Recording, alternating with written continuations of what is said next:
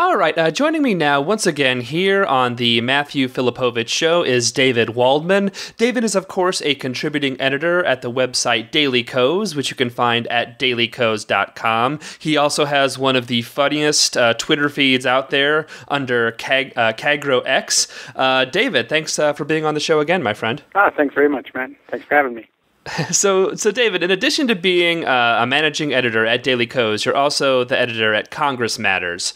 So I guess I have a question for you. How does the invention of a super Congress affect Congress Matters in general? How does the super Congress actually affect, how's it going to affect you? Well, it'll become an enormous annoyance. That's how it'll affect me. It requires digging down past the protective gates that members of Congress always erect around the work they're doing. And, although all the operations of most of the committees are supposedly open to the public, it just creates another barrier. It's difficult to get inside and see what's going on. So another layer of opacity on top of the way they normally work is not helpful for most of us.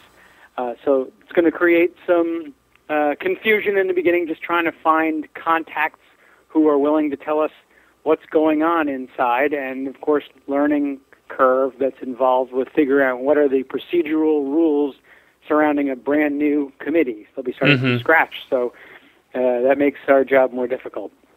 Yeah, so, how often are they slated to meet? Is it something is it a committee thing that's going to be happening every couple of days? Is there anything that's actually come out about the actual structure of it yet, or is it all still in the dark? It's all pretty much up in the air. There's nothing that I've seen that has, I haven't been pursuing terribly aggressively finding out because I'm a little bit afraid of finding out exactly what's going on. And I've been enjoying the August recess so much that, I don't want it to end. But pretty soon enough, we will find out exactly what their schedule is going to be. But like I said, they're starting from scratch, so their procedure is pretty much anything they want it to be. They are working on a very tight schedule, and they have an enormous job to finish if they finish it within the parameters that they've been assigned.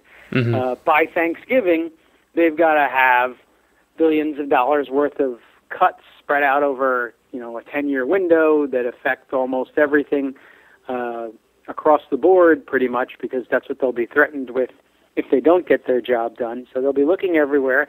They might be addressing taxes. They might not. It's just this enormous, broad mandate that could touch every part of the federal budget, and they have to get it wrapped up in, I don't know how many weeks it is until early November, but not a lot. So I would imagine they'll be meeting on some level almost every day that the Congress is in session. Sometimes it's only 3 days a week, but certainly the staff will be working all the time. The members will probably meet twice a week or more. Right.